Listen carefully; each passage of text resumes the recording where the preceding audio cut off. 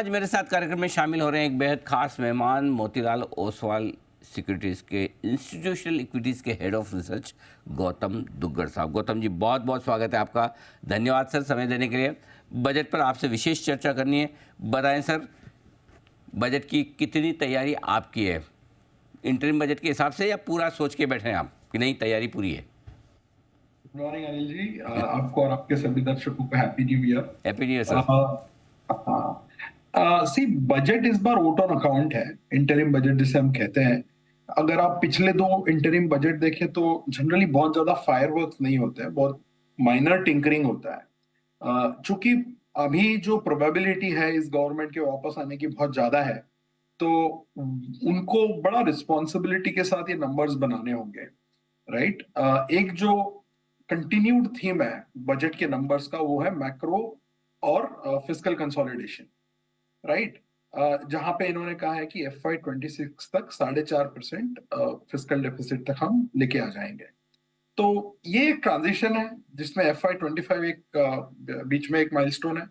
वो नंबर पे मेरे ख्याल से बाजार की बहुत ज्यादा नजर होगी कि क्या पेंसिल इन कर रहे हैं FY25 के लिए फिस्कल डेफिसिट 5.4 और 5.2, राइट। दूसरा, आप कैपेक्स में क्या एलोकेशन कर रहे हैं? क्योंकि अनिल जी, अगर आप एक चीज देखें पिछले 4 साल में, जो मुझे लगता है सबसे इंपॉर्टेंट फीचर रहा है इंडिया के बजट का, जो कि बजट के दिन बहुत ज्यादा डिस्कस नहीं होता है क्योंकि उस दिन बहुत नॉइज होता है अलग अलग चीजों का, अलग अलग सेक्टर्स का।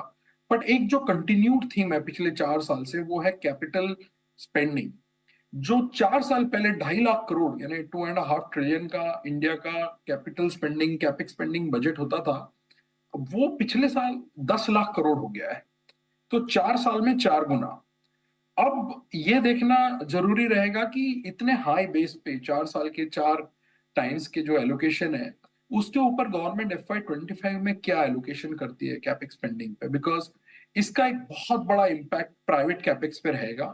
और जो सारे स्टॉक्स है, PSUs, railways, defence, capital goods, industrials, ये जो पिछले 3 साल में बहुत अच्छा इन्होंने रिटर्न दिया है, उनके लिए ये नंबर बहुत इंपॉर्टेंट रहेगा। तीसरा चीज, क्या government bottom of the pyramid या लोअर मिडिल क्लास के लिए, जो उन्होंने 2019 के इंटरिम बजट में एक इनकम टैक्स में थोड़ी सी राहत दी थी, कुछ स्लैब चेंज किए थे, क्या वो फिर से हो सकता है? बिकॉज हम देख रहे हैं कि जो लो एंड कंजम्पशन टिकट आइटम्स है, उनमें कुछ भी एक्साइटमेंट नहीं है। वहां पे ग्रोथ बिल्कुल स्टैग्नेंट हो चुका है। आप जैसे FMCG देख लीजिए, रूरल ओरिएंटेड जो रिटेलर्स हैं उनके नंबर्स देख लीजिए। तो अगर वहां पे कुछ एक छोटा सा पुश आता है तो वो भी काफी इंपॉर्टेंट रहेगा। एंड लास्टली, जो पूरा एक पिछले 5 साल में हमने पूरा बजट का मैथ्स देखा है, एक जो मुझे लगता है बहुत बड़ा हाईलाइट रहा है कि बजट का मैथ्स बहुत क्रेडिबल रहा है इस गवर्नमेंट का। एक जमाना था जब बजट के नंबर्स पे बिलीव करना इनिशियली बहुत डिफिकल्ट होता था, क्योंकि बहुत एग्रेसिव नंबर्स पेंसिल इन किए जाते थे on revenue and spending both. So eventually क्या होता था कि जब रिवाइज्ड एस्टिमेट आता था या जब एकदम 2 साल बाद फाइनल नंबर्स आते थे, और जो बजट में प्रेजेंट किए गए हुए नंबर होते थे वो बहुत अलग होते थे। अब हम देख रहे हैं कि जो गवर्नमेंट के एजम्पशंस है on nominal GDP growth, revenue spending, capital spending, revenue increase, जो रिसीव्ड्स हैं, काफी कैलिब्रेटेड होते हैं और बहुत रियलिस्टिक होते हैं। इसलिए आप देखिए कि बजट के दिन जो वोलेटिलिटी होती है बॉन्ड मार्केट में, बिकॉज बॉन्ड मार्केट के लिए इवेंट बहुत बड़ा होता है कि आपका न्यू मार्केट बोरोइंग क्या होगा कैलेंडर, और उसके वजह से क्राउडिंग आउट होता है या क्राउडिंग इन होगा, बहुत सारा उसके वजह से इंटरेस्ट रेट्स और बॉन्ड मार्केट को फर्क पड़ता है। तो मैंने जो देखा है कि पिछले 4-5 साल में थोड़ा सा एक वोलेटिलिटी जो होती है वो कम हुई है, और वो बहुत अच्छी बात है, और मैं चाहूंगा कि यही कंटिन्यू रहे। बिकॉज अगर यही गवर्नमेंट को वापस आना है तो उन्हें वो नंबर देने होंगे जो वो अचीव कर सकते हैं। सो मुझे इंटरिम बजट से ऐसे बहुत ज्यादा फायरवर्क्स की उम्मीद नहीं है। It's a steady as she goes जो कहते हैं, वैसा एक इवेंट रहना चाहिए।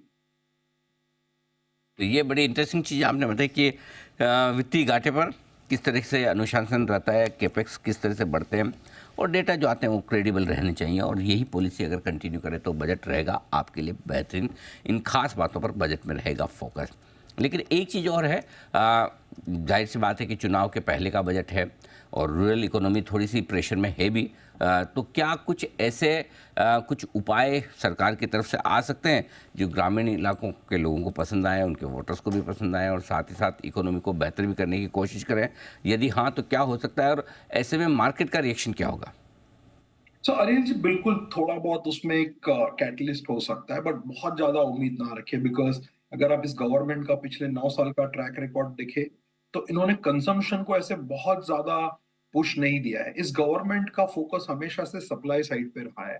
इन्होंने investment, capex, manufacturing, PLI, defence indigenisation, railways, roads, metros, इन सब चीजों पे इनका फोकस रहा है। एट द मार्जिन बीच बीच में जैसे पीएम किसान एक योजना आई थी, उस पे वो 6,000 रुपए का पर पर्सन पर फार्मर जो एलोकेशन होता है, हो सकता है उसमें कुछ इंक्रीज हो जाए, या मनरेगा में कुछ ज्यादा एलोकेशन कर दे, या कुछ मिडिल क्लास के लिए इनकम टैक्स के लिए कुछ राहत हो जाए। मुझे नहीं लगता है कोई बहुत बड़ा big bang freebie for any section of the society कुछ इस बजट में रहेगा। मुझे लगता है इस गवर्नमेंट की सोच ये है कि आप कैपेक्स इन्वेस्टमेंट साइकिल को बढ़ावा देते रहिए और over a period of time फिर ऑर्गेनिक तरीके से, बॉटम्स अप तरीके से कंजम्पशन सस्टेनेबल तरीके से आगे जाके ग्रोथ आएगा। ये मुझे लगता है इस गवर्नमेंट का प्रायोरिटी रहा है। तो ये है आपके लिए पूरा का पूरा बजट में अगर किसी तरह के पॉपुलिस्ट मेजर आते हैं तो उस पर रहेगा एक्शन, लेकिन हाँ, अगर किसी भी तरह से ग्रामीण इलाकों में मांग बढ़े तो ज़्यादा बेहतर। अच्छा गौतम जी, अब बाजार पर एक राय आपसे लेना चाहता हूँ बजट को लेकर। क्या बजट से पहले, बजट के बाद अगर निवेश करना है तो कब किया जाए, और दूसरा ये कि अगर किया हुआ है तो क्या रहने दें या बजट के पहले थोड़ा प्रॉफिट बुक करने का वक्त है? अनिल जी, मैं इस राय का रहा हूं कि एक इवेंट के वजह से आपके पोर्टफोलियो का स्ट्रेटजी नहीं चेंज होना चाहिए। अगर आप इन्वेस्टर है तो अपनी जो कन्वर्सेशन हो रही है एक इन्वेस्टर के लिए है। ट्रेडर ऑब्वियसली वो लोग तो event, day to day, weekly, quarterly वो बेसिस पे भी देखते हैं, बट अगर आप इन्वेस्टर है मीडियम टू लॉन्ग टर्म, तो मुझे नहीं लगता है एक इवेंट के वजह से कुछ बहुत ज्यादा आपके पोर्टफोलियो में फर्क पड़ना चाहिए। जहां तक मार्केट की राय है अनिल जी, जो 6-7 महीने हमें पहले अगस्त 2023 में ब्लू स्काई लगता था निफ्टी का, वो आज एकदम बेस केस लग रहा है, राइट। और सबसे बढ़िया बात यह है कि मार्केट का जो रैली हुआ है स्पेशली लार्ज कैप्स में, वो एक कॉर्पोरेट अर्निंग्स के थ्रू हुआ है। अगर आप देखते पिछले 5 साल का भी परफॉर्मेंस, दिसंबर 18 से लेकर दिसंबर 2023 तक, 5 साल में निफ्टी ने आपको 15% कंपाउंडिंग रिटर्न दिया है लगभग। और FY19 से FY24 तक निफ्टी की अर्निंग्स भी 17% पे कंपाउंड हुई है। इसलिए इतना चलने के बावजूद आज 22,000 निफ्टी पे भी निफ्टी का जो प्राइस टू अर्निंग्स रेशियो है वो अभी भी 19.5-20 के टाइम पे है, जो कि लास्ट 10 साल के एवरेज के आसपास है। अगले साल हमारी अर्निंग्स की एक्सपेक्टेशन करीबन 16% है, 1140 रुपए पे। अगर आप देखते हैं कि 6 महीने बाद, 8-9 महीने बाद बाजार FY26 के नंबर्स भी धीरे धीरे डिस्काउंट करना चालू करेगा। अगर हम वहां 1250-1300 के रेंज में जाते हैं और जो अभी का पी मल्टीपल है वही सस्टेन होता है, तो आप लगभग लगभग, आप अगर मैथ्स करने जाए तो 1 साल का आपको रेंज 25,000 से 26,000 का निफ्टी का अपसाइड दिखता है, कि जो कि काफी हेल्दी है मेरे हिसाब से। आज प्रॉब्लम है मिड और स्मॉल कैप इंडाइसेस में, बिकॉज वहां पे वैल्यूएशंस बहुत ज्यादा महंगे हो चुके हैं। आज मिड कैप का पी 28 टाइम है, जो कि 40% प्रीमियम पे है निफ्टी के मुकाबले। और स्मॉल कैप का पी जो 10 साल का एवरेज 24% का डिस्काउंट रहा है, वो आज निफ्टी से 10% प्रीमियम पे है। तो क्लियरली मिड और स्मॉल कैप में वैल्यूएशंस में आपको कंफर्ट नहीं है। लेकिन आपका जो मार्केट में फ्लो आ रहा है, आप हर महीने म्यूचुअल फंड के आंकड़े देखते हैं। CY23 में आपको $22 बिलियन का इनफ्लो आया। CY23 में फॉरेनर्स का $22 बिलियन था, तो मार्केट को $44 बिलियन का इनफ्लो CY23 में मिला। अगर आप करंट रन रेट देखते हैं डोमेस्टिक का, जिसमें $2 बिलियन पर मंथ SIP है, और फिर बाकी आप EPFO, NPS, AIF, insurance, PMS, ये सब चीज ऐड करते हैं, तो लगभग लगभग मंथली बेसिस पे डोमेस्टिक इनफ्लो इक्विटी मार्केट में $3 बिलियन आ रहा है, जो $36 बिलियन साल का हो जाता है। और मान लीजिए FII जो प्रेडिक्ट करना बहुत डिफिकल्ट है, अगर वो सेम रहता है लास्ट ईयर के मुकाबले इस साल भी, बिकॉज इंडिया बहुत अच्छा कर रहा है मैक्रो और माइक्रो पे, और पॉलिसी स्टेबिलिटी है, पोटेंशियल ऑफ ये गवर्नमेंट फिर से आए मेजोरिटी के साथ थर्ड टाइम, वो भी बहुत स्ट्रांग है। तो अगर वो $20 बिलियन का इन्फ्लो, $21 बिलियन जो लास्ट ईयर था, वो सेम रहता है इस साल भी, तो आप 55-60 बिलियन डॉलर के बीच में ये साल इक्विटी मार्केट में इन्फ्लो की बात कर रहे हैं, जिसमें से आप 15 से 20 बिलियन डॉलर प्राइमरी मार्केट का हटाते हैं, तो सेकेंडरी मार्केट के लिए 35-40 बिलियन डॉलर फिर भी बचता है। तो ऐसे सिचुएशन में इंडाइसेस में बहुत ज्यादा करेक्शन होना आज अगर आप बैठ के देखें तो प्रेडिक्ट करना डिफिकल्ट है, but at the same time अगर आप फंडामेंटल नजरिए से बाजार को देख रहे हैं तो मिड कैप और स्मॉल कैप के वैल्यूएशंस बहुत चढ़े हुए हैं।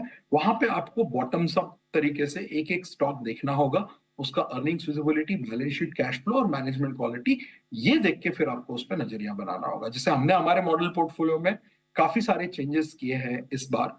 हमने 13 नए स्टॉक्स ऐड किए हैं, 10 पुराने स्टॉक्स निकाले हैं, वैल्यू ओरिएंटेड सेक्टर्स का वेट बढ़ाया है, काफी सारे मिड कैप्स भी ऐड किए जहां पे हमें अभी भी वैल्यूएशन में थोड़ा अपसाइड दिखता है। बट ओवरऑल अगर आप टॉप डाउन नजरिए से देखते हैं तो लार्ज कैप में अभी भी वैल्यूएशन में कंफर्ट है, क्योंकि अर्निंग्स ग्रोथ अच्छा आ रहा है और वैल्यूएशन ज्यादा बढ़े नहीं है। जबकि मिड और स्मॉल कैप में जबकि ग्रोथ अच्छा है बट वैल्यूएशन ने ऑलरेडी वो फैक्टर इन कर लिया है। Okay perfect. तो ये है आपके लिए पूरा का पूरा एक्शन बाजार के लिए। आज से भी गौतम जी बहुत बहुत धन्यवाद आपका समय देने के लिए, और आपने बजट पर और बाजार पर बहुत ही अच्छे तरीके से हमारे दर्शकों को डायरेक्शन दिया। Thank you so much sir.